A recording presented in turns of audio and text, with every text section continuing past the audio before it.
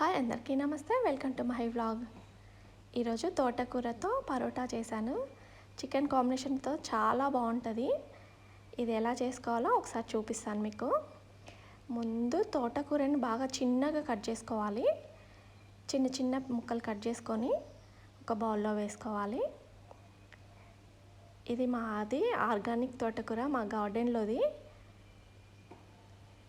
దీంట్లోకి ఎల్లిపాయలు సన్నగా కట్ చేసుకొని ఒక గడ్డ ఎల్లిపాయ గడ్డాన్ని చిన్న ముక్కలు కట్ చేసుకొని దానిపైన వేసుకోవాలి. పచ్చిమిర్చి కూడా సన్నగా కట్ చేసుకొని వేసుకోవాలి. పిల్లలు తినేటట్లయితే కొంచెం తక్కువ వేసుకోవచ్చు, పెద్దవాళ్ళకైతే ఓకే. దానిపైన కొంచెం సాల్ట్ వేసుకోవాలి. ఇది 1 మినిట్ ఓవెన్లో పెట్టుకోవాలన్నమాట.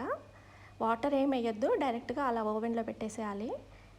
1 మినిట్ అయిపోయాక చాలా సాఫ్ట్గా కుక్ అయిపోతుంది అది.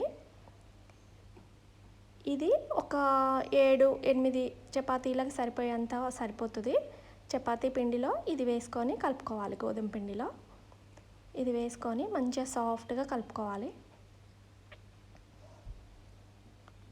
కాలుతుంది, ఓవెన్లోంచి తీయగానే కదా కాలుతుంది.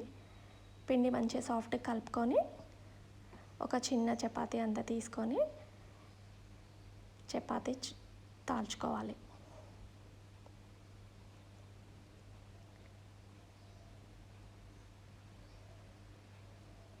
మంచిగా కొంచెం ఇది మందంగానే వస్తుంది, మన చపాతీ అంత పలచగా కాకుండా కొంచెం మందంగానే వస్తుంది.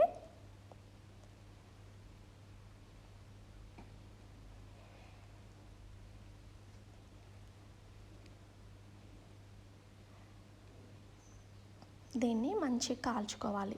కొంచెం లైట్గా నెయ్యి వేసి కాల్చుకుంటే చాలా బాగుంటుంది. 2 వైపులా మంచి కలర్ వచ్చేలాగా కాల్చుకొని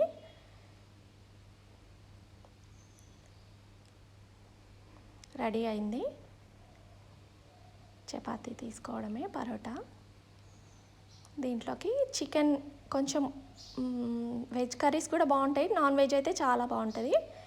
చికెన్తో సర్వ్ చేసుకుంటే చాలా బాగుంటుంది. ఈ వీడియో నచ్చినట్లయితే లైక్ చేయండి, షేర్ చేయండి, సబ్స్క్రైబ్ చేసుకోండి.